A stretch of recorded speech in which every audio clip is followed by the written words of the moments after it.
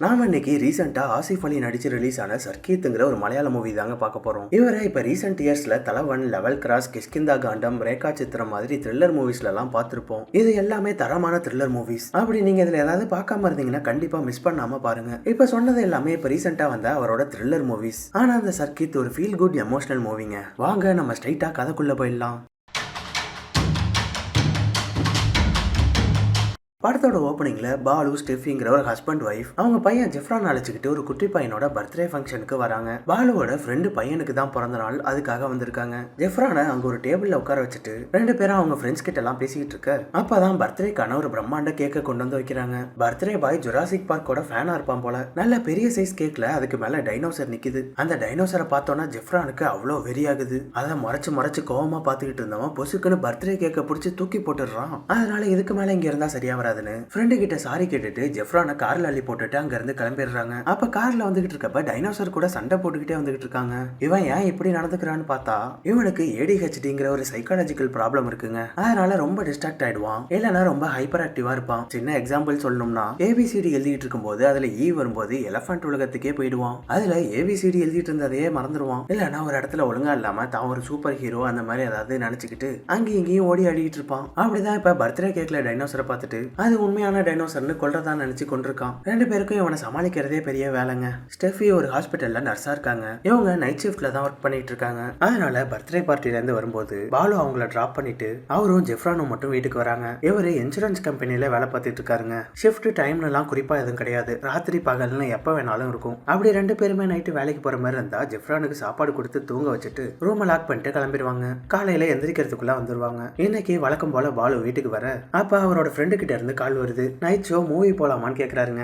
இவருக்கும் கொஞ்சமாச்சும் ரிலாக்ஸேஷனுக்காக மூவிக்கு போகணும்னு ஆசை. சரி என்ன ஜெஃப்ரானுக்கு சாப்பாடு கொடுத்து தூங்க வச்சுட்டு படத்துக்கு கிளம்பிடுறாரு. போனவரு அப்படியே ஃப்ரெண்ட்ஸ் கூட சரக்கடிக்க போயிட்டாரு போல. திரும்ப ஆளே காணும். அடுத்த நாள் விடியுது. ஜெஃப்ரான் கண்ணு முழிச்சிடுறான். ஏஞ்சி வந்து கதவை திறந்தா அது லாக்ல இருக்கு. சரி என்ன ஜன்னல் பக்கம் வந்து எட்டி பார்க்க அங்க பசங்க எல்லாம் ஏத்திக்கிட்டு ஒரு ஸ்கூல் பஸ் போயிட்டு இருக்கு. அதை பார்த்தோன்னே பையனுக்கு அப்படியே கண் கலங்க ஆரம்பிச்சிடுது. வேகமா ஓடி போய் கதவை தட்டுறான். தட்டிக்கிட்டே இருக்கான், யாருமே திறக்கல. அந்த டைம்ல தாங்க ஸ்டெஃபி டியூட்டி முடிச்சுட்டு வராங்க. இவன் கதவை போட்டு பயங்கரமா தட்டிட்டு இருக்க சத்தம் கேட்டு வந்து திறக்க அவன் அப்படியே அம்மானு வந்து கட்டி பிடிச்சி பஸ் போயிடுச்சுன்னு கதற ஆரம்பிச்சிடுறான். ஸ்டெஃபியும் பஸ் போச்சுன்னா என்னடா நம்ம போய்க்கலாம்னு அவனை கஷ்டப்பட்டு சமாதானப்படுத்துறாங்க. சொல்ல போனா இவன் கொஞ்ச நாளா ஸ்கூலுக்கே போகலங்க.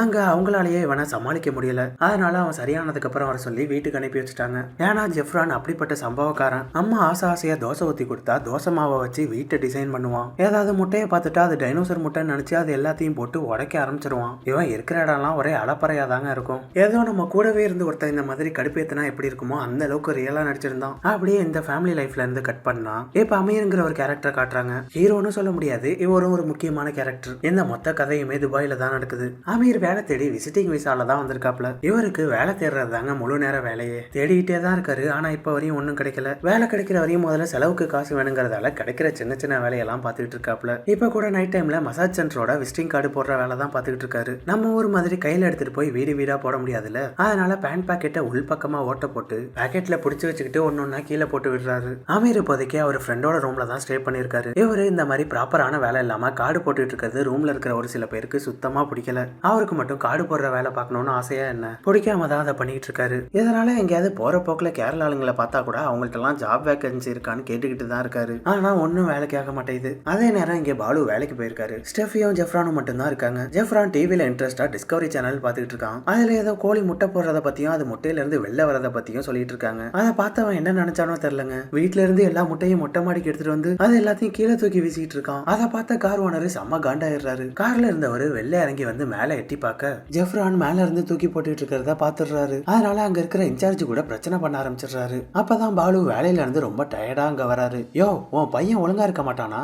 அவனால இவர் என்ன திட்டுறாருன்னு இன்சார்ஜ் பாலுவை திட்ட பாலு மேல ஓடி வந்து அவனை பிடிச்சி வீட்டுக்கு தூக்கிட்டு வந்துடுறாரு. அவனை ஒழுங்கா பாத்துக்க தெரியாதான்னு பொண்டாட்டிய திட்ட அவங்க நான் குளிக்க தான் போயிருந்தேன்னு சொல்றாங்க. அதுல இவனால அவங்க ரெண்டு பேருக்குள்ளேயும் வாக்குவாதம் ஆக ஆரம்பிச்சிடுது. உனக்கும் தானே பையனை பாத்துக்கிற பொறுப்பு இருக்குன்னு இப்படி ரெண்டு பேருக்குள்ளேயும் ஏதாவது பிரச்சனை வந்துகிட்டே இருக்கு. லிப்ட்ல ஏறும்போது கூட அவன் தான் லிப்ட் பட்டன் அழுத்தணும். தப்பி தவறி அவங்க அப்பா அம்மா அழுத்திட்டாங்க, அவ்வளவுதான் கத்தியே ஊற கூட்டிடுவான். சரி இந்த பிரச்சனைக்கு ஏதாவது சொல்யூஷன் கிடைக்குதான்னு பாப்போம்னு ஜெஃப்ரான் ஸ்கூலோட ஒரு டீச்சரை கூப்பிட்டு பேசுறாங்க. இப்ப என்னதான் பண்றதுன்னு கேக்குறப்ப ஜெஃப்ரான் கண்டிப்பா ஸ்கூலுக்கு வந்து படிக்கிற நிலைமையில இல்லைன்னு சொல்லிடுறாங்க. இருந்தாலும் ஒரே ஒரு வழி இருக்கு. ஏதாவது ஷேடோ டீச்சர் வச்சு வேணும்னா அவனை படிக்க வைக்கலாம்னு சொல்றாங்க. அதாவது ஸ்கூல்ல எப்போதான் அவன் அவன் பக்கத்திலேயே அவனை பார்த்துக்க ஒரு ஆள் இருக்கணும்னு சொல்றாங்க. டீச்சர் இந்த மாதிரி சொல்லிட்டு போக ஸ்டெஃபியும் அவங்க சொன்னதை பத்தி யோசிக்க ஆரம்பிக்கிறாங்க. அதே சமயம் இங்க அமீர் ரூம்ல அவரோட ஃப்ரெண்டு வெளில கடைக்கு கிளம்புறாரு. அமீரும் ரூம்ல இருக்கிறதால வாடா பக்கத்துல கடைக்கு போயிட்டு வரலான்னு கூப்பிட சரி வா போலாம்னு அவரும் வர்றாரு. கீழே வந்தவன தான் அமீர் போனை ரூம்லயே வச்சுட்டு வந்தது ஞாபகம் வருது. போனை வச்சுட்டு வந்துட்டான்டா, இரு எடுத்துட்டு வந்துடுறேன்னு மேல ரூமுக்கு வர அங்க ரூம்ல இருக்கிற எல்லாரும் அமீரோட பேக் கவுத்து போட்டு செக் பண்ணிட்டு இருக்காங்க. என்னாச்சுன்னு பார்த்தா ரூம்ல ஒருத்தரோட 500 ரூபாய காணுமா. இவரு மேல சந்தேகப்பட்டு செக் பண்ணிட்டு இருக்காங்க. ஏன்னா இவரு தான் இந்த ரூமுக்கு புதுசு, வேலையும் இல்லாம இருக்காரு. அதான் அவர் மேல சந்தேகம் வந்திருக்கு. செக் பண்றதுக்காக தான் ஃப்ரெண்டை விட்டு அவரை வெளில அழைச்சிட்டு போக சொல்லியிருக்காங்க. அமீருக்கு இந்த விஷயம் தெரிஞ்சோன்னு ஆள் அப்படியே நொறுங்கி போயிடுறாருங்க. டேய் நீ என்கிட்ட டைரக்டா கேட்டிருந்தா கூட பரவாயில்லடா, ஆனா இப்படி பண்ணிட்டியாடான்னு கோவமா பேசிட்டு அந்த ரூமை விட்டே கிளம்பிடுறாரு. அமீருக்கு இப்ப என்ன பண்றதுன்னே தெரியலங்க. அதனால நௌஃபல்ங்கிற அவரோட இன்னொரு ஃப்ரெண்டுக்கு கால் பண்றாரு. இவர் இங்க யூடியூப் பிளாகரா இருக்காப்ல. வேலை கிடைக்கிற வரையும் ஒரு ரூம்ல தங்க இடம் கிடைக்குமான்னு கேட்க அவரு ஆல்ரெடி எங்க ரூம் ஃபுல்லா இருக்கு, ஒருத்தர் ஊருக்கு போயிருக்காப்ல, வரதுக்கு 10 நாள் ஆகும், 10 நாள் அவர் வர வரையும் வேணும்னா இருந்துக்கன்னு சொல்ல அமீரும் அதாவது கிடைக்குதுன்னு அது வரையும் இருந்துக்கிறேன்னு சொல்றாரு. சரின்னு நௌஃபலும் ஒரு அட்ரஸ் கொடுத்து அங்க வர சொல்ல அமீரும் அடுத்த நாள் காலையிலேயே அவர் சொன்ன இடத்துக்கு வந்துடுறாரு. ஆனா நௌஃபல் அந்த டைம்ல விளாக் ஷூட்டிங்ல இருந்ததால அவர் ரூம் கிட்ட இருக்கிற ஒரு ஹோட்டலை சொல்லி அங்க பேக வச்சுட்டு வெயிட் பண்ண சொல்றாரு. சரின்னு அவர் சொன்ன மாதிரியே அமீர் அந்த கடையில பேக வச்சுட்டு நௌஃபலுக்காக வெயிட் பண்ணிட்டு இருக்காரு. இப்படியே நௌஃபலுக்காக வெயிட் பண்ணி மதியமே ஆயிடுதுங்க. அவரு வேலையா இருக்கிறதால இன்னும் ஆளை காணும். அமீர் இன்னும் காலையில இருந்து எதுவுமே சாப்பிடல. பசியிலேயே ஹோட்டலுக்கு வெளில அங்கேயும் இங்கேயும் நடந்துகிட்டு இருக்காரு. இவர ஹோட்டல் ஓனர் உள்ள இருந்து பாத்துக்கிட்டு இருக்காரு. அமீர் அதுக்கு மேல பசி தாங்க முடியாம உள்ள வந்து டீ ஆச்சும் குடிப்போம் டீ கேக்குறாரு. ஆனா ஓனர் மீல்ஸே எடுத்துட்டு வந்து வைக்கிறாரு. ஐயா நான் டீ தான் கேட்டேன்னு சொல்ல நான் 40 வருஷமா அந்த ஹோட்டல் நடத்திக்கிட்டு இருக்கேன்ப்பா, ஹோட்டலுக்குள்ள வரவங்களை பார்த்தோன்னே அவங்களுக்கு என்ன வேணும்னு எனக்கு புரிஞ்சிடும், சாப்பிடுப்பான்னு பாசத்தோட சொல்றாரு.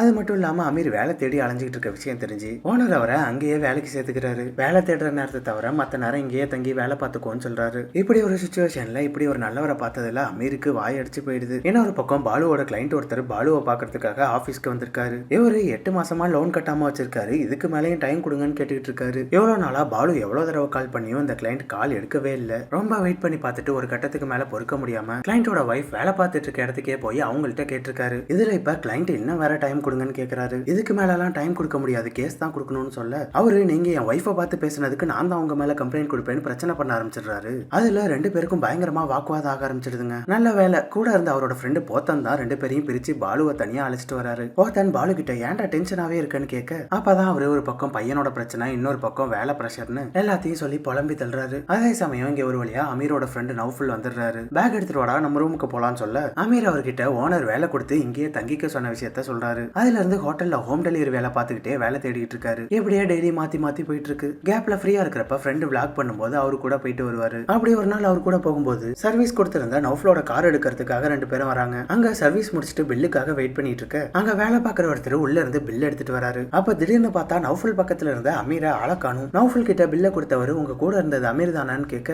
நௌஃபலும் ஆமான்னு சொல்றாரு. அமீர் இவர்கிட்டயும் கடன் வாங்கிருப்பான் போலன்னு வேற எதுவும் பேசாம நௌஃபல் கார் எடுத்துக்கிட்டு வெளில வந்துடுறாரு. அங்க பார்த்தா வர வழியில அமீர் அந்த தெருமுக்குள்ள நின்றுட்டு இருக்காரு. என்னடா அந்த ஆள்கிட்ட கடன் எதுவும் வாங்கினியா, உன் பேரை வேற கரெக்டா கேட்டாருன்னு சொல்ல ஓ அவருக்கு என் பேர்லாம் ஞாபகம் இருக்கான்னு கேக்குறாரு. உனக்கு அவர் ஏற்கனவே தெரியுமா, அப்படி யார் அந்த ஆள்னு பார்த்தா அமீர் அவரு என்னோட அப்பான்னு சொல்றாரு. அமீர் சின்ன வயசா இருக்கும் போதே அவர் அப்பா அம்மா 2 பேரும் பிரிஞ்சுட்டாங்க. அமீர் அம்மா அவன் அப்பாவை விட்டுட்டு அவங்க வீட்டுக்கு போனா ஏன் சண்டை போட்டுட்டு இங்க வந்த, அட்ஜஸ்ட் பண்ணி அவரு கூடவே காலத்தை ஓட்டி இருக்கலாமேன்னு கேட்டிருக்காங்க. அதனால அமீர் அழைச்சுக்கிட்டு அவங்க வீட்டுல இருந்தே வெளில வந்து அமீரை தன்னந்தனியா வளர்த்திருக்காங்க. பொண்டாட்டியையும் சின்ன வயசு பையனையும் விட்டுட்டு போனவரை பார்த்து என்னத்த பேசுறதுன்னு தான் அமீர் எதுவும் பேசாம அங்க இருந்து வந்துட்டுதா சொல்றாரு. நௌஃபல் கிட்ட இந்த கதையெல்லாம் சொல்லி முடிச்சுட்டு அன்னைக்கு வழக்கம் போல டோர் டெலிவரி பண்ணிட்டு இருக்க அப்ப அமீருக்கு ஒரு கால் வருது. இதுக்கு முன்னாடி இன்டர்வியூ போன ஒரு கம்பெனில இருந்து ஒரு HR கால் பண்ணிருக்காரு. அவரு அமீரை நேர்ல பார்க்க முடியுமான்னு கேக்குறாரு. அமீரும் லொகேஷன் கேட்டு அன்னைக்கே அவர் சொன்ன இடத்துக்கு வந்து மீட் பண்றாரு. நான் ஸ்ட்ரைட்டா மேட்ருக்கு வந்துடுறேன். இன்டர்வியூல 3 பேர் ஃபைனல் பண்ணிருக்கோம். ஆனா அதுல கடைசியா யார் எடுக்கிறதுன்னு குழப்பமா இருந்துச்சு. நீ வேற உன் வீசாலாம் முடிய போதுன்னு உன்னோட நிலைமையெல்லாம் சொல்லிட்டு இருந்தியா, அதான் திடீர்னு உன்னோட ஞாபகம் வந்துச்சு. இந்த ஜாப்ல தங்குற வசதி பிளஸ் 5000 திராம் சேலரி, நீ அந்த 1 மாச சேலரிய கமிஷனா கொடுக்கறதுக்கு ரெடியா இருந்தா உனக்கு இந்த வேலை ரெடின்னு சொல்றாரு. அமீர் அதை கேட்டு ஓகே சார் முதல் மாசம் சேலரி வந்தோன்னா அப்படியே உங்களுக்கு கொடுத்துறேன்னு சொல்றாரு. ஆனா அந்த HR நீ வேலைக்கு சேர்ந்ததுக்கு அப்புறம் காசு வாங்கினா ஒரு மாதிரியா இருக்கும்பா, அதனால இன்னும் 2 நாளுக்குள்ள எனக்கு காசு வேணும், காசு கொடுத்தனா அடுத்த 1 மணி நேரத்துல உனக்கு ஆஃபர் லெட்டர் ரெடி, நல்லா யோசிச்சு முடிவை சொல்லு, நான் கால் பண்றேன்னு சொல்லிட்டு அங்க இருந்து கிளம்பிடுறாரு. அன்னைக்கு அமீர் இந்த விஷயத்த ஓனர் கிட்ட சொல்ல அவரு அடுத்த நிமிஷமே என்கிட்ட ஒரு 500 இருக்கு நான் தரேன், பேலன்ஸ் அமௌண்ட் இங்க இருக்கிற உன் ஃப்ரெண்ட்ஸ் கிட்ட கேட்டு ரெடி பண்ணிக்கன்னு சொல்றாரு. அமீரும் யோசிச்சு பார்த்துட்டு ஃப்ரெண்ட்ஸ் கிட்ட கேட்டு பாப்போம்னு நௌஃபல் கிட்ட கேட்க என்னடா வேலைக்கு காசு கேட்கறாங்கன்னு சொல்ற, தேவையில்லாம ஏதாவது போய் மாட்டிக்காத அப்படின்னு சொன்னவரு எங்கேயாவது போகணும் வரணும் அந்த மாதிரி ஏதாவது உதவி வேணும்னா சொல்லு, என்னால முடிஞ்சதை பண்றேன், ஆனா காசு மட்டும் கேட்காதரா, நான் யாருக்காவது காசு கொடுத்தா அந்த ஃப்ரெண்ட்ஷிப்பையே இழக்கிற மாதிரி ஆயிடுது அப்படின்னு ரொம்ப பக்குவமா தான் சொல்றாரு. ஆனா அதுல அமீருக்கு செம காண்டாயிடுதுங்க. நீ ஹெல்ப் பண்ணுவேன்னு நினைச்சுதான்டா உன்கிட்ட வந்தேன், யாராவது காசு கேட்டா இருக்கு இல்ல தர முடியாதுன்னு மட்டும் சொல்லு, அதை விட்டுட்டு இப்படி சுத்தி வளைச்சு பேசாதன்னு அங்க இருந்து கோவமா கிளம்பிடுறாரு. இங்க இதெல்லாம் ஒரு பக்கம் நடந்துகிட்டு இருக்க இப்ப பாலுவையும் ஸ்டெஃபியையும் காட்டுறாங்க. ஸ்டெஃபி கவர்மெண்ட் ஜாபுக்கு ட்ரை பண்ணிட்டு இருந்தாங்க. அதுக்கு எக்ஸாமும் எழுதினாங்க. இப்ப அதுல பாஸ் ஆகி அப்பாயின்மெண்ட் லெட்டரும் வந்துருச்சுங்க. இந்த விஷயத்த பாலு கிட்ட சொல்ல அவர் அதை கேட்டு ஒரு வழியா ஜாப் கிடைச்சிருச்சுன்னு ஹாப்பி ஆயிடுறாரு. ஒரு நல்ல விஷயத்த சொன்னவங்க அது கூடவே ஒரு குண்டையும் தூக்கி போடுறாங்க. ஆல்ரெடி ஜெஃப்ரானை சமாளிக்க முடியாம திண்டாடிட்டு இருக்காங்க. இதுல அடுத்து ஒரு சம்பவம் வேற. ஸ்டெஃபி பிரெக்னண்டா இருக்கிறதா சொல்றாங்க. அவ்வளவு நேரம் ஹாப்பியா இருந்த பாலுவோட முகம் இந்த விஷயத்தை கேட்டு அப்படியே சுருங்கி போயிடுது. இப்ப என்னடா பண்றதுன்னு யோசிச்சுக்கிட்டு இருக்க கரெக்டா அப்பதான் ஜெஃப்ரான் வேற ஆடிக்கிட்டே அங்க பக்கத்துல இருந்த ஒரு கிளாஸ உடைச்சிடறான். அதுல பாலுவுக்கு சுருன்னு ஏறிடுது. வேகமா போய் பாத்ரூம்ல உட்காந்து தம் அடிக்க ஆரம்பிச்சிடுறாரு. ஸ்டெஃபி நீ வேற ஏன்டா இப்படி பண்றன்னு கடுப்பாகி ஒழுங்கா இருக்க மாட்டியான்னு 2 போடு போட்டு உள்ள வச்சு லாக் பண்ணிடுறாங்க. இப்படி ஒரு நிலைமையில ஜெஃப்ரான் இருக்கிறதால 2 பேரும் அரை மனசா இருக்காங்க. ஜெஃப்ரான் இப்படி இருக்கிறதால இந்த நிலைமையில எப்படி இன்னொரு குழந்தை வந்து அதை எப்படி வளர்க்கறதுன்னு 2 பேருக்கும் என்ன முடிவு எடுக்கிறதுனே தெரியாம குழப்பத்துல இருக்காங்க. இன்னொரு பக்கம் அமீர் காசு கேட்டு இங்க இருக்கிற அவர் ஃப்ரெண்ட்ஸ் எல்லாருக்கும் கால் பண்ணி ட்ரை பண்ணிக்கிட்டே இருக்காரு. ஒரு இடத்துலயும் கிடைக்கிற மாதிரி தெரியல. இப்படி நிறைய பேர்கிட்ட ட்ரை பண்ணதுல கடைசியா அன்வர்னு ஒருத்தன் 2000 தரதா சொல்றான். அவன் இப்ப ஆபீஸ்ல இருக்கான். அதனால அபார்ட்மெண்ட் அட்ரஸ் கொடுத்து அங்க என் ஃப்ரெண்ட் கிட்ட சொல்றான் வாங்கிக்கன்னு சொல்றான். சரின்னு அமீரும் அன்னைக்கு நைட் அவன் சொன்னா அந்த அபார்ட்மெண்ட்டுக்கு வராரு. அது கடைசியில பாலுவும் ஸ்டெஃபியும் இருக்காங்கல்ல அந்த அபார்ட்மெண்ட்டுங்க. அமீர் அன்வர் சொன்ன ரூமுக்கு வந்து அவன் ஃப்ரெண்ட பாக்க அவர் பார்த்தா 2000 சொல்லிட்டு 1000 தான் கொடுக்குறாரு. அன்வர் கிட்ட 2000 சொல்லியிருந்தேன், நீங்க 2000 கொடுப்பீங்கன்னு சொல்லியிருந்தான்னு கேட்க இல்லங்க இவ்வளவுதான் இருக்கு, அன்வர் கிட்ட நான் சொல்லிக்கிறேன்னு சொல்லிடுறான். காசு கிடைச்சிரும்னு நினைச்சு வந்த அமீருக்கு இப்ப என்ன பண்றதுன்னே தெரியல. இப்ப பேலன்ஸ் அமௌண்ட்டுக்கு என்ன பண்றதுன்னு தெரியாம அங்க இருந்து கிளம்ப அப்ப கரெக்டா ஹெச்ஆர் கிட்ட இருந்து கால் வந்துருது. என்னையா அமௌண்ட் என்னாச்சு, வேலை வேணுமான்னு கேட்க சார் இன்னைக்கு பாதி அமௌண்ட்டை தரேன், பேலன்ஸ் 2-3 நாள் கழிச்சு கொடுத்துட்றேன்னு சொல்ல அவரு அதெல்லாம் சரியா வராதுப்பா, நாளைக்கு ஃபுல் அமௌண்ட் கொடுக்கறதா இருந்தா சொல்லு, இல்லைன்னா என் டயத்தை வேஸ்ட் பண்ணாத வையின்னு சொல்லிடுறாரு. அப்பதான் ஸ்டெஃபி வீட்டை லாக் பண்ணி கீயை ஷூ ஸ்டாண்ட்ல வச்சுட்டு கிளம்புறாங்க.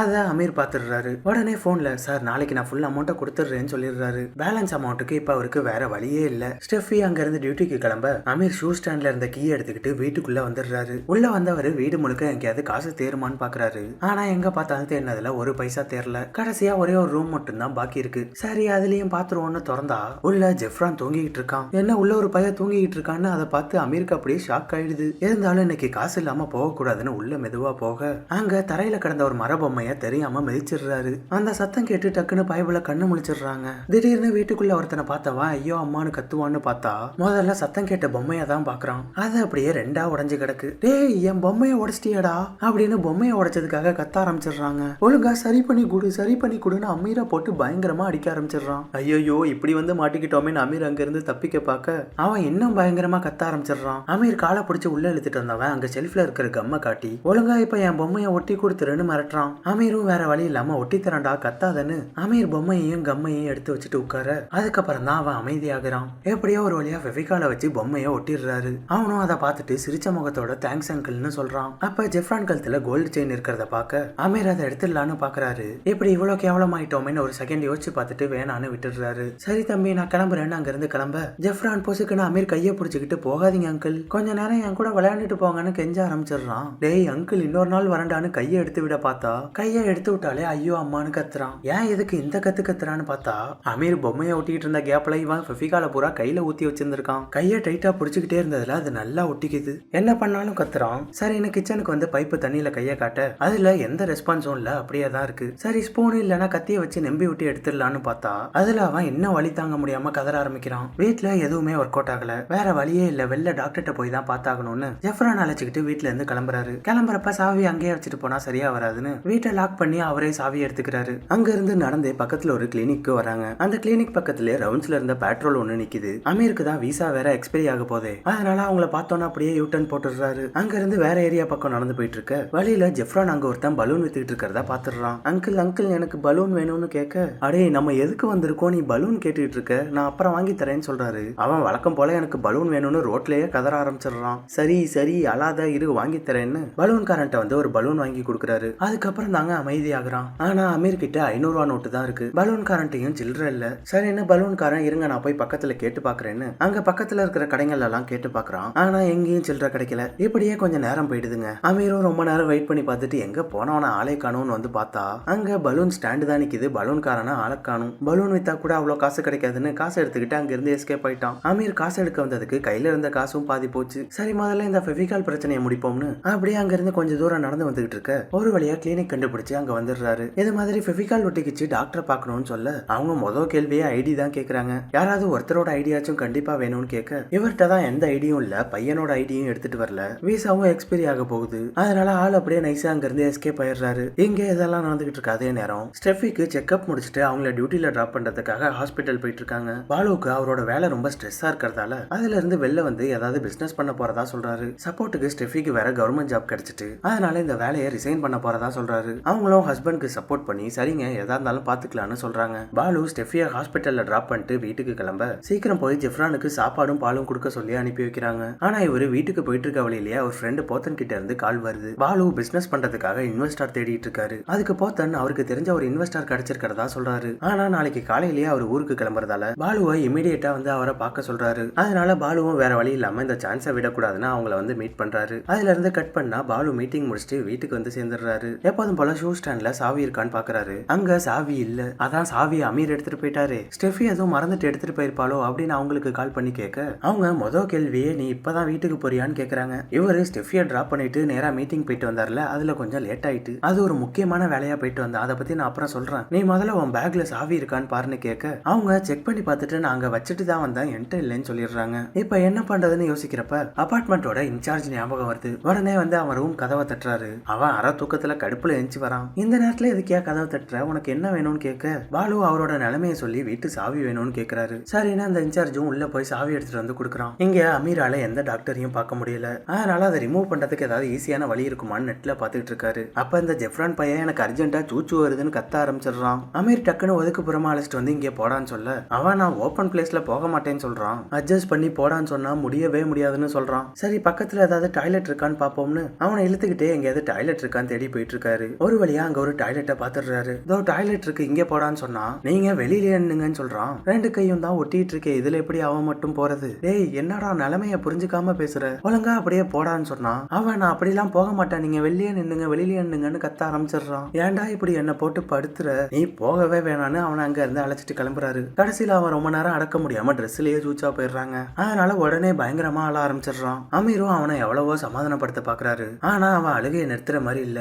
அதனால அவன் ஒரு ட்ரெஸ் கடைக்கு அழைச்சிட்டு வந்து அவனுக்கு பிடிச்ச மாதிரி ஒரு ட்ரெஸ் எடுத்து கொடுக்குறாரு. அங்க ரெஸ்ட் ரூம் இருக்கான்னு கேட்டு அங்கேயே வச்சு அவனை வாஷ் பண்ணி விட்டு ட்ரௌசரை மாத்தி விட்டுடுறாரு. ட்ரெஸ் எல்லாம் சேஞ்ச் பண்ணிட்டு அந்த கடையில இருந்து நடந்து வந்துகிட்டு இருக்க வழியில அமீரும் அவரோட அப்பாவும் ஒருத்தர் நேருக்கு நேர் பாத்துக்கிறாங்க. கேள்விப்பட்டேன்பா, நீ இங்க வந்து ரொம்ப நாள் ஆச்சான், இன்னும் வேலை கிடைக்கலன்னு தெரிஞ்சது. ஒரு அப்பாவா நான் உனக்கு ஏதாவது பண்ண முடியுமான்னு பாக்குறேன்னு சொல்லிட்டு இருக்க அமீர் அவர்கிட்ட என்ன பதில் சொல்றதுன்னு தெரியாம தம்பி வாடா நமக்கு மூவிக்கு டைம் ஆகுதுன்னு ஜெஃப்ரான் அழைச்சிக்கிட்டு அங்க இருந்து கிளம்பிடுறாரு. அமீர் மூவின்னு சும்மா சொன்னதை ஜெஃப்ரான் வேற கேட்ச் பண்ணிடுறான். அங்கிள் எத்தனை மணிக்கு மூவி வாங்க போலான்னு சொல்றான். நான் இப்ப மூவி பார்த்தே ஆகணும்னு குதிக்கிறாங்க. இருக்கிற நிலைமை புரியாம இந்த பையன் வேற மூவி பார்க்கணும்னு கேக்குறான். சரி ஏதாவது பண்ணி சமாளிப்போம்னு அங்கேயே ஓரமா புதுசா வீடு கட்டிட்டு இருக்க ஒரு இடத்துல உட்கார வச்சிடுறாரு. மண்ணை குமிச்சு வச்சு அதுல போனை பிளாஷ் போட்டு நிப்பாட்டி கைய வச்சு ஷேடோல கதை சொல்ல ஆரம்பிக்கிறாரு. கூண்டுல இருந்து தப்பிக்கிற பறவைய கான்செப்டா வச்சு ஒரு கதை சொல்றாப்ல. அதுல அவனுக்கு முழு படமே பார்த்த சாட்டிஸ்பாக்சன் ஆயிடுது. அப்பதான் கரெக்டா நௌஃபல் கிட்ட இருந்து வர அவருக்கு கால் வருது. என்ன இருந்தாலும் ஃப்ரெண்ட் இல்ல, அதான் காசு ரெடி பண்ணிட்டானா என்னன்னு கேட்க நான் எங்கடா காசு ரெடி பண்ண,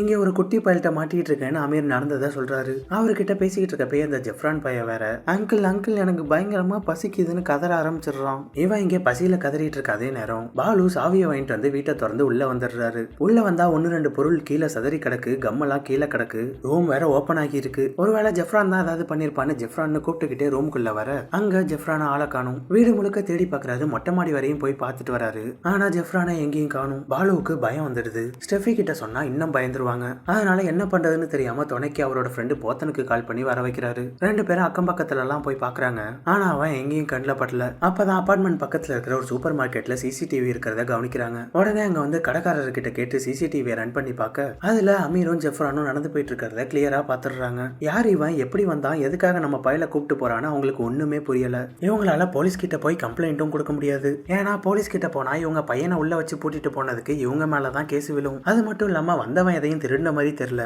அதே சமயம் ஃபுட்டேஜ் வச்சு பாக்குறப்ப கடத்திட்டு போன மாதிரியும் தெரியல. அதனால ஒரே குழப்பமா இருக்கு. அதனால சிசிடிவில அவங்க போன பாதையை வச்சு அந்த ரூட்ல போய் தேட ஆரம்பிக்கிறாங்க. இங்க ஜெஃப்ரான் பசிக்குதுன்னு சொன்னான்ல, ஏதாவது சாப்பாடு வாங்கி கொடுப்போமேன்னு ஒரு ஹோட்டலுக்கு அழைச்சிட்டு வராரு. ரொம்ப லேட் நைட் ஆயிடுச்சுல, அதான் எல்லாத்தையும் இழுத்து போட்டு கிளீன் பண்ணிட்டு இருக்காங்க. ஓனர் முதல்ல கடை முடிஞ்சிட்டு சாப்பாடுலாம் காலி ஆயிட்டுன்னு சொல்லிடுறாரு. ஆனா சின்ன பையன் ரொம்ப பசியில இருக்கான்னு சொன்னோன்னே அவரு சமயக்காரன் ஏதாவது செஞ்சு கொடுக்க சொல்லி பாக்குறாரு. ஆனா சமயக்காரன் செம்ம காண்டாயிடுறான். ஆல்ரெடி விடிய விடிய வேலை பார்த்துட்டு இருக்கான். இப்பதான் கடை முடிஞ்சது கிளீன் பண்ணிட்டு போய் தூங்கலான்னு பார்த்தா இவங்க வேற சாப்பிட வந்துட்டாங்க. ஓனரும் வேற செஞ்சு கொடுன்னு சொல்லிட்டாரா. அதுல ஆளு செம்ம காண்டாயி கிச்சன்ல போய் பாத்திரத்தெல்லாம் உடைக்க ஆரம்பிச்சிடுறாரு. இதனால ஹோட்டல் ஹோட்டல் ஓனருக்கும் சமையல்காரனுக்கும் பயங்கர சண்டையாயிடுதுங்க. இதை பார்த்து அமீர் எங்களுக்கு சாப்பாடே வேணான்னு அப்படியே சைலண்டா ஜெஃப்ரான் அழைச்சிக்கிட்டு அங்க இருந்து கிளம்பிடுறாரு. அந்த ஏரியால சுத்தி முத்தி ஒரு ஹோட்டலும் இல்ல. சரி டாக்ஸி பிடிச்சி வேற எங்கேயாவது போய் சாப்பிடலான்னு வழியில ஒரு டாக்ஸியை நிறுத்தி ஏதாவது ஹோட்டலுக்கு அழைச்சிட்டு போக சொல்றாரு. அவங்களும் அங்க இருந்து ஹோட்டலுக்கு போயிட்டு இருக்க வழியில ஒரு காருக்காரன் இந்த டாக்ஸி மேல காரை விட்டுறான். கார் சைடுல நல்ல அடி விழுந்துருது. நல்ல வேலை உள்ள இருந்த டிரைவருக்கோ இவங்க 2 பேருக்குமோ எதுவும் ஆகல.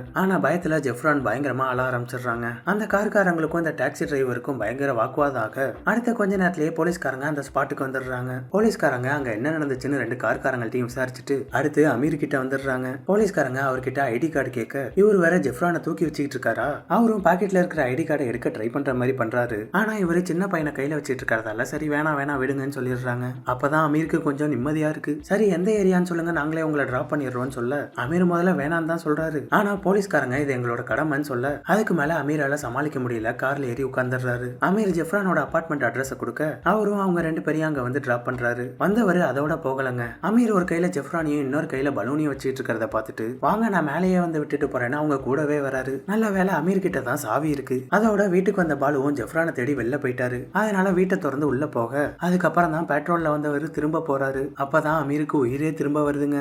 அப்பதான் நௌஃபல் கிட்ட இருந்து கரெக்டா கால் வருது. அமீர் அவர்கிட்ட இதுவரையும் நடந்த எல்லாத்தையும் சொல்றாப்ல. அதை கேட்டு அவர் என்னடா இப்படி பண்ணிட்ட, சரி இரு ஏதாவது வழி இருக்கான்னு பாப்போம்னு சொல்றாப்ல. இவர் போன்ல பேசிட்டு இருந்த கேப்ல ஜெஃப்ரான் தூங்கிடுறாங்க. இதுதான் சரியான நேரம். கையை மெதுவா பிரிச்சு எடுத்துடலாம் ட்ரை பண்றாரு. ஆனா அதுல வழி தாங்க முடியாம எந்திரிச்சவன் ஐயோ அம்மான்னு கத்த ஆரம்பிச்சிடுறான். அமீர் இப்ப என்ன பண்றதுன்னு தெரியாம தம்பி கத்தாதரான்னு சமாதானப்படுத்தி வா நம்ம திரும்ப வெளில போலாமா அப்படின்னு அவனை திரும்ப வெளில அழைச்சிட்டு வந்தவரு இப்ப மொட்டை மாடி கழிச்சிட்டு வராரு. 2 பேரும் அங்க உட்காந்து வானத்தை ரசிச்சிட்டு இருக்காங்க. மேல இருக்க ஸ்டார் எல்லாம் பார்த்த ஜெஃப்ரான் அதெல்லாம் என்ன அவங்களாம் நம்மள பாத்துக்கிட்டு இருக்காங்களான்னு கேக்குறான். ஆமாப்பா நம்ம இப்ப அவங்கள பாத்துக்கிட்டு இருக்க மாதிரி அவங்க நம்மள பாத்துக்கிட்டு இருப்பாங்க. சொல்ல போனா நம்ம கூட ஒரு டைம்ல ஸ்டாரா தான் இருந்தோம். நம்ம அப்பா அம்மா அந்த ஸ்டார்ஸ் எல்லாம் பார்த்து அதுல ஏதாவது ஒண்ணு வேணும்னு கேட்டிருப்பாங்க.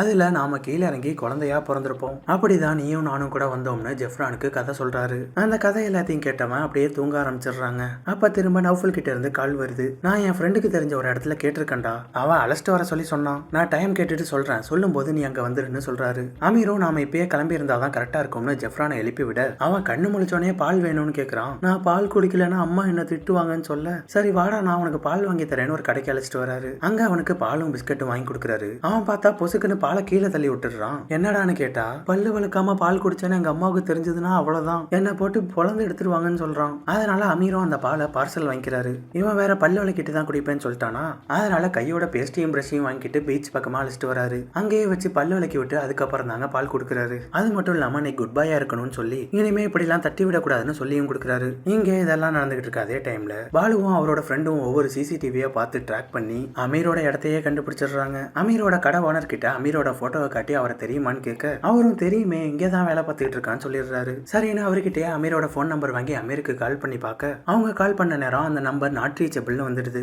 சரி இவரை விட்டே கால் பண்ணி பேச சொல்லுவோம்னு சொல்ல ஓனரும் அமீருக்கு கால் பண்றாரு. ரிங்கும் போகுது. அமீர் கால் அட்டன் பண்ணிடுறாரு. உன்னை தேடி இங்க 2 பேர் வந்திருக்காங்கன்னு சொல்ல அவரு எந்த பதிலும் சொல்ல மாட்டாரு. சரின்னு பாலுவோட ஃப்ரெண்டு போனை வாங்கி எங்க இருக்க என்னன்னு பேசுறாரு. ஆனா அமீர் எந்த பதிலும் சொல்லாம போனை கட் பண்ணிடுறாரு. அதுல அவங்க 2 பேருக்கும் பயங்கரமா சந்தேகம் வர ஆரம்பிச்சிடுதுங்க. இவங்க கால் பண்ணிட்டு வச்சோன்னா அமீருக்கு நௌஃபல் கிட்ட இருந்து கால் வருது. ஹாஸ்பிட்டல்ல கேட்டு பார்த்ததுல அவங்க முடியவே முடியாதுன்னு சொல்லிட்டாங்கன்னு சொல்றாரு. இப்ப அமீருக்கு என்ன பண்றதுன்னே தெரியல. அங்கேயே உட்காந்து அழுக ஆரம்பிச்சிடுறாரு. அப்படியே இன்னொரு பக்கம் இங்கே பார்த்தா ஸ்டெஃபி டியூட்டி முடிஞ்சு வீட்டுக்கு வந்துடுறாங்க. இதுவரையும் பாலு ஜெஃப்ரான் காண போன விஷயத்த சொல்லவே இல்லைங்க. வீட்டுக்குள்ள வந்த ஸ்டெஃபி நேரா ரூமுக்கு போக அங்க ஜெஃப்ரான ஆளை காணும். எங்க ஜெஃப்ரான காணும் எங்க போயிருக்கான்னு கேட்க அப்பதான் பாலு ஜெஃப்ரான் காண போன விஷயத்தையே சொல்றாரு. அதை கேட்டு ஸ்டெஃபி அப்படியே ஆடி போயிடுறாங்க. என்னங்க இவ்வளவு அசால்ட்டா சொல்றீங்க, என்ன நடந்துச்சுன்னு கேட்க அப்பதான் அவன் நைட்டு வந்ததுல இருந்தே காணும்னு நடந்தது எல்லாத்தையும் சொல்றாரு. சரி அப்ப போலீஸ் கிட்ட போலான்னு சொல்ல போலீஸ்ட போனா ஜெஃப்ரானை பூட்டி வச்சுட்டு போனதுக்கு நம்மளதான் கேள்வி கேட்பாங்க. இந்த கேஸ் நம்ம பக்கம் தான் திரும்பும். நீ அப்புறம் கவர்மெண்ட் வேலைக்கெல்லாம் போகவே முடியாதுன்னு சொல்றாரு. அதை கேட்டு ஸ்டெஃபி என்ன ஆனாலும் பரவாயில்ல, எனக்கு என் பையன் தான் முக்கியம், போலீஸ்ட போயிடலான்னு சொல்லிடுறாங்க. அதனால பாலுவும் வேற வழி இல்லாம இப்ப என்ன பண்றதுன்னு தெரியாம திரும்ப அவரோட ஃப்ரெண்டுக்கே கால் பண்ணி வர சொல்றாரு. அதே நேரம் அமீரும் ஜெஃப்ரானும் இன்னும் பீச்சிலேயே தான் இருக்காங்க. ஐயோ இப்ப என்ன பண்றதுன்னு தெரியாம அமீர் முழிச்சுக்கிட்டு இருக்க இந்த ஜெஃப்ரான் பையன் பீச்சில் இறங்கி ஆட்டம் போடணும்னு கேக்குறான். எவ்வளவோ பண்ணிட்டோம், இது என்ன பெரிய விஷயம், சரி வா போலான்னு பீச்சில் இறங்குறாங்க. ஜெஃப்ரான் பீச்சை பார்த்த குஷியில தண்ணியில இறங்கி துள்ளி குதிச்சு ஆட்டம் போட ஆரம்பிச்சிடுறான். இந்த உப்பு தண்ணியில இறங்குனதுல 2 பேர் கையில இருந்த ஃபெவிகாலும் கொஞ்சம் கொஞ்சமா பிரிய ஆரம்பிக்குது. அதை பார்த்தோன்னா அமீருக்கு ஆனந்த கண்ணீரே வர ஆரம்பிச்சிடுதுங்க. ஏன்னா எவ்வளவோ கஷ்டப்பட்டும் அதை எடுக்க முடியல. இப்ப அது இயற்கை மூலமா ஈஸியா நடந்துட்டு இல்ல, கடைசியா இன்னும் கொஞ்சம் மட்டும் தான் ஒட்டிக்கிட்டு இருக்கு. ஜெஃப்ரானை கொஞ்ச நேரம் கண்ணை முடிக்க சொல்லி மெதுவா அதையும் பிளேட வச்சு கட் பண்ணிடுறாரு. இப்ப கம்ம 2 பேர் கையில இருந்தும் முழுசா பிரிச்சுட்டாருங்க. அப்பாடா ஒரு வழியா ஜெயிச்சிட்டோம் வந்துட்டோமாரான்னு அங்கேயே ஒரு டாக்ஸியை பிடிச்சி அந்த இடத்துல இருந்து கிளம்பிடுறாங்க. ஒரு வழியா ரெண்டு பேரும் ஜெஃப்ரானோட அபார்ட்மெண்ட்டுக்கும் வந்து சேர்ந்துடுறாங்க. கார்ல இருந்து கீழே இறங்கினா தேவையில்லாம மாட்டினாலும் மாட்டிப்போம்னு அமீர் கார்ல உட்காந்துக்கிட்டே ஜெஃப்ரானை கீழே இறக்கி விடுறாரு. அந்த பையன் என்னடானா அமீரை இப்பயும் விட மாட்டான். அங்கிள் போகாதீங்க அங்கிள், மேல வந்து என் கூட கொஞ்ச நேரம் விளையாண்டுட்டு போங்க அப்படின்னு அவன் கூட விளையாட சொல்லி அழுக ஆரம்பிச்சிடுறான். இதுக்கு மேல இவன் கிட்ட நின்னுகிட்டு இருந்தா சரியா வராதுன்னு வீட்டு சாவி அவங்க கிட்ட கொடுத்துட்டு டக்குன்னு கதவை சாத்திட்டு அங்க இருந்து கிளம்பிடுறாரு. அமீரோட கார் கரெக்டா அங்க இருந்து மூவ் ஆகுது. அப்பதான் பாலு ஸ்டெஃபி எல்லாரும் ஸ்டேஷனுக்கு போலான்னு கிளம்பி கீழே வராங்க. அங்க அவங்க பையன் ஜெஃப்ரான் நிக்கிறத பார்க்க பையனை நல்லபடியா பார்த்தோன்னா ரெண்டு பேரும் அப்படியே ஓடி வந்து கட்டி அணைச்சுக்கிறாங்க. அவங்க யாருக்கும் வீட்டுக்கு அமீர் ஏன் வந்தான் எதுக்கு வந்தான்னு ஒரு ஐடியாவும் இல்ல. வீட்டுல எந்த பொருளும் திருட்டு போகல. அவங்க கூட போன பையனும் நல்லபடியா திரும்ப வந்துட்டானா. நடந்தது நடந்து போச்சுன்னு ரொம்ப நோண்டாம அதோட விட்டுடுறாங்க. அன்னைக்கு நைட்டு அம்மா ஜெஃப்ரானுக்கு சாப்பாடு ஊட்டிக்கிட்டு இருக்க திடீர்னு பார்த்தா ஜெஃப்ரான் அங்க இருந்து வேக வேகமா ஓடுறான். எங்கடா ஓடுறான்னு பார்த்தா நேரா மொட்டை மாடிக்கு வந்து நின்று ஸ்டாரை பாத்துக்கிட்டு இருக்கான். என்னடா இங்க வந்து மேல பாத்துக்கிட்டு இருக்கேன்னு கேட்க, அங்கிள் நான் மேல இருக்க ஸ்டார்ல இருந்தவன், நீங்க ரெண்டு பேரும் கூப்பிட்டதுனாலதான் நான் மேல இருந்து வந்தேன்னு சொன்னாரு அப்படின்னு ஜெஃப்ரான் சொல்ல, அப்பதான் அவங்க ரெண்டு பேருக்கும் ஒரு ஐடியா வருது. ஆமா தங்கம், நாங்க ரெண்டு பேரும் ஒன்னா சேர்ந்து கூப்பிட்டு தான் உன்னை வர வச்சோம். நம்ம இப்ப உன் கூட விளையாடுறதுக்கு இன்னொரு ஸ்டாரை கூப்பிடுவோமான்னு கேட்க, அவனும் நம்ம கூப்பிடலான்னு ஒரே குஷி ஆயிடுறான். மூணு பேரும் சேர்ந்து மேல இருக்கிற ஸ்டாரை பாத்துக்கிட்டு இருக்க அப்படியே அந்த சீன்ல இருந்து கட் பண்ணி இப்ப ஒரு வருஷம் கழிச்சு காட்டுறாங்க. அமீருக்கு ஒரு வழியா வேலை கிடைச்சிட்டுங்க. இங்கதான் ஒரு ட்ரெஸ் கடையில டிபார்ட்மெண்ட் மேனேஜரா வேலை பார்த்துட்டு இருக்காரு. அப்படி அவர் அங்க வேலை பார்த்துட்டு இருக்க திடீர்னு ஒரு நாள் அவரை பாக்குறதுக்கு ஒரு ஃபேமிலி வந்திருக்கிறதா கூப்பிடுறாங்க. யாராவது நம்மள பாக்குறதுக்கு ஃபேமிலியா வந்திருக்கிறதுன்னு வந்து பார்க்க அங்க பாலு, ஸ்டெஃபி, ஜெஃப்ரான் எல்லாரும் வந்திருக்காங்க. அமீர் எங்க வேலை பாக்குறாருன்னு தேடி கண்டுபிடிச்சு வந்திருக்காங்க. ஸ்டெஃபி பிரெக்னெண்டா இருந்தாங்கல்ல, இப்ப குழந்தை பிறந்துருச்சுங்க. அந்த குழந்தை கூட தான் ஜெஃப்ரான் விளையாண்டுட்டு இருக்கான். அடுத்த வாரம் ஜெஃப்ரானோட பர்த்டே வருதான். அதுக்கு இன்வைட் பண்றதுக்காக வந்திருக்காங்க. ரெண்டு பேரும் ஜெஃப்ரான் கிட்ட என்ன கிஃப்ட் வேணும்னு கேட்டு இருந்திருக்காங்க. அவன் எனக்கு எதுவும் வேணாம் அங்கிள் வந்தா போதும்னு சொல்லியிருக்கான். அந்த அளவுக்கு அமீரை பிடிச்சு போச்சுங்க. ஏன்னா அவங்க ரெண்டு பேரும் ஜெஃப்ரானுக்கு என்ன வேணும்னு கேட்டதே இல்ல. அமீர் தானே ஜெஃப்ரான் கிட்ட எல்லாத்தையும் பண்ணிருக்காரு. அதுல அவரை ரொம்ப பிடிச்சு போச்சு அவனுக்கு. இப்ப கூட அமீரை பார்த்தோன்னா அங்கிள்னு ஓடி வந்து தாவிக்கிறான். ரெண்டு பேரும் அமீர் கிட்ட நீங்க கண்டிப்பா வரணும்னு சொல்லி பர்த்டே கார்டை கொடுத்துட்டு போறாங்க. அமீர் அந்த பர்த்டே கார்டை திறந்து பார்க்க அதுல தேங்க்யூன்னு பெருசா எழுதி இருக்கு. அதை பார்த்து அமீருக்கு அந்த மொமெண்ட்டை நினைச்சு பயங்கர ஹாப்பி ஆகுதுங்க. அமீரோட இந்த சிரிச்ச முகத்தோட இந்த படம் முடியுது. இந்த வீடியோ எப்படி இருந்துச்சுன்னு கமெண்ட்ஸ்ல சொல்லுங்க. பிடிச்சிருந்தா லைக் போடுங்க. சேனலுக்கு புதுசா இருந்தீங்கன்னா சப்ஸ்கிரைப் பண்ணிட்டு பக்கத்துல இருக்க பெல் ஐக்கான மறக்காம தட்டி விட்டுருங்க.